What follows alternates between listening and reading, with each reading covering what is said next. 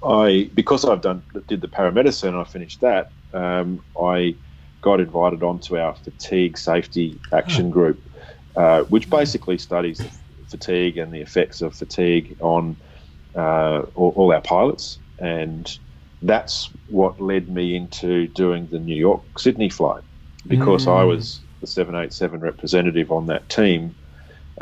This was all about fatigue research. So that flight wasn't supposed to be a record-breaking flight. And that was not the purpose of the flight. The purpose was to study the effects of ultra long-haul flying.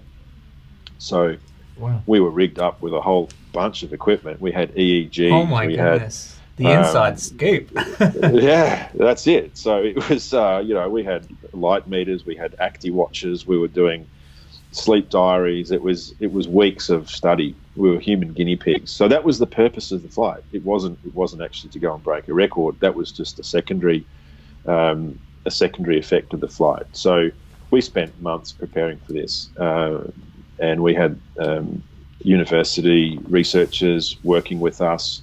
We were developing a lot of the research protocol that the pilots would be doing on board. So that was a fairly big task. And then, on the 20th of October last year, we touched down after that big flight. And I remember coming in, my co-pilot kindly reminded me that a few 100,000 people will be watching my landing and not to stuff it up. So how's that for some pressure? Yeah, that was just a nice comment to take the pressure off. So, but fortunately it worked out. I looked at it on TV afterwards and said, "Oh, that was okay." So, yeah, that was probably the highest pressure moment in the flight. Getting the touchdown with all the viewers watching. It was good. So that's kind of how I ended up here. And then obviously working, I wanted to keep the skills as a paramedic up. So I was working part-time doing event paramedic and patient transport paramedic work. And then, literally just fell on my feet with COVID when it hit. We had no time. We had an announcement. Literally, we had about 2 weeks, I think, to prepare.